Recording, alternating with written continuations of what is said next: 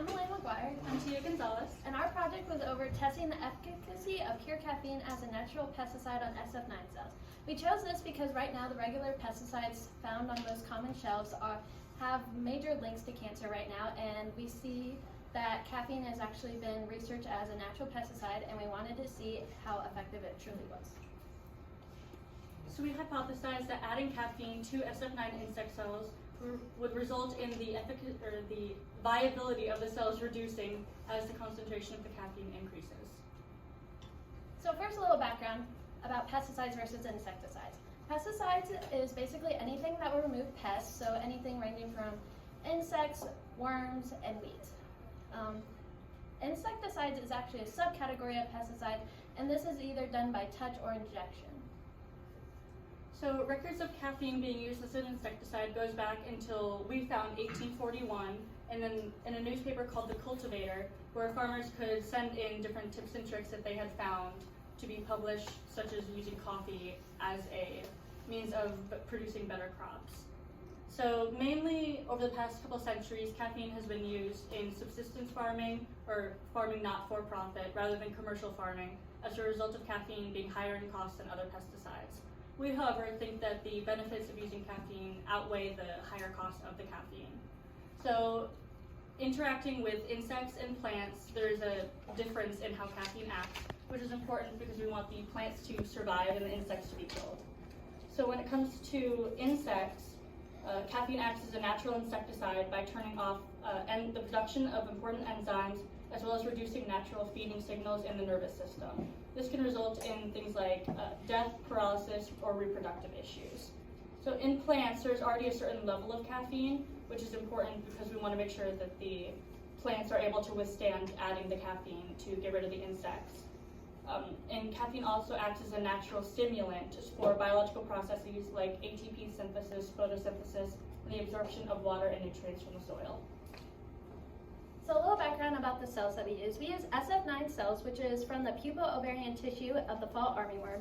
This is mainly used in the medical sense as BES, which is bacillovirus expression vector system, which can help make recombinant proteins. So we chose SF9 cells because one, they're insect cells, and that's what we were trying to research, but also the fact that we had prior knowledge of SF9 cells since we worked with them last year. So caffeine purification, we started off with regular caffeine pills that you would normally ingest, which means they had a pill coating and extra chemicals that we wanted to get rid of, so that way we can make sure our experiment we didn't have any unknowns. So we did this by crushing up 1,000 milligrams of our caffeine pills, adding it to 17 milliliters of ethanol, running it through a Buchner funnel shown here, and then a vacuum pump shown here. This was just to help make sure to get out those particles of the pill coating, and we did this 2 times. So the next step of the caffeine purification process was a distillation using a contrasting hot and cold mechanism to separate the liquid ethanol from the solid caffeine. The product of that is shown in the second picture, and as you can see, there are still some yellow impurities, and we wanted to remove those to get rid of those lasting impurities through sublimation, or turning the solid caffeine into gas and then crystallizing it. As you can see, the end product is a white color. So the next step in our procedure was to do cell culturing, which is a technique used to mass produce cells in a controlled environment for things like drug testing and vaccine production. So when cell culturing, one of the key points is to make sure that the cells stay sterile and there's no contamination. So to start the cell culturing process, you need to make sure that you're washing your hands for at least 30 seconds with hot water and soap, and putting on one-use gloves. And then the actual machinery used in cell culturing is what's called a sterile hood, which is just an enclosed space that filters the air so that there's no contamination. And in order to sterilize the sterile hood, we had to use UV rays as well as ethanol, and use ethanol in any equipment and hands that went into the sterile hood.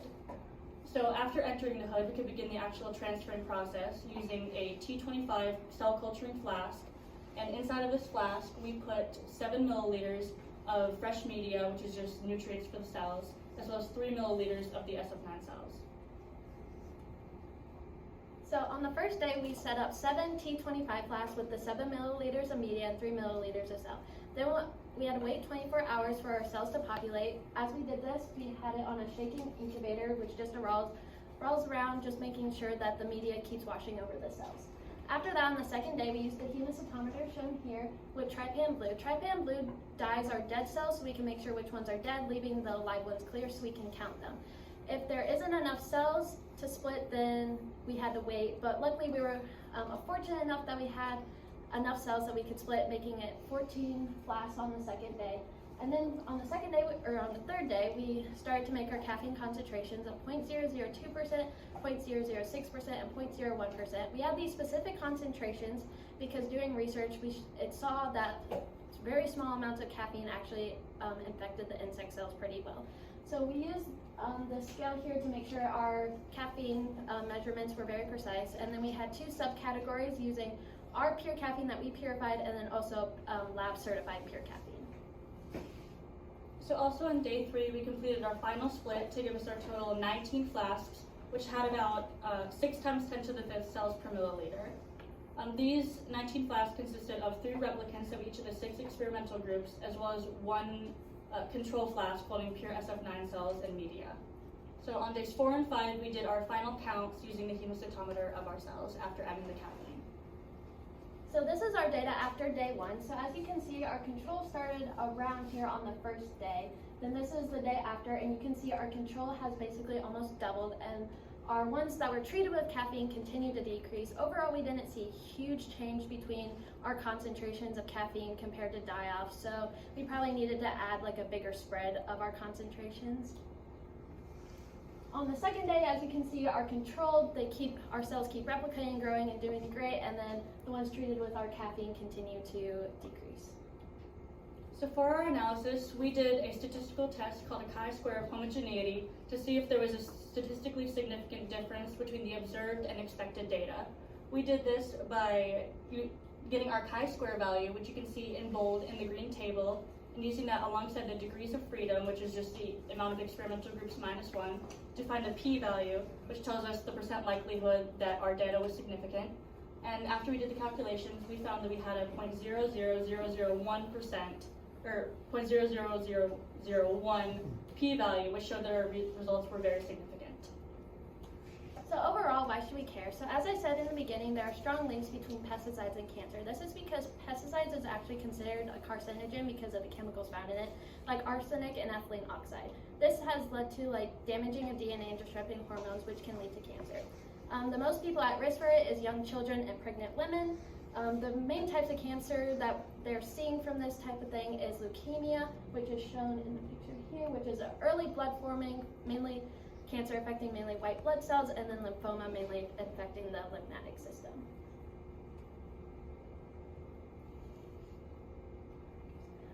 So an overall recap,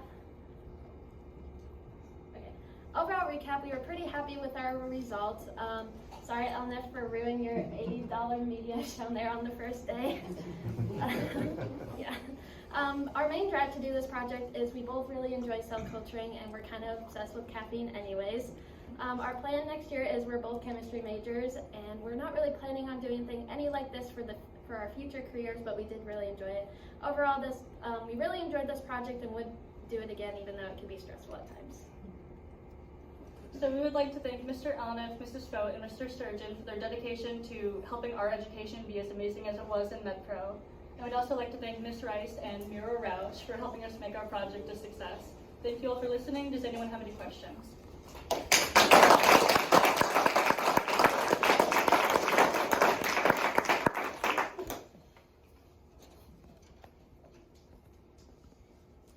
So through this, then you're proving that caffeine can be used as an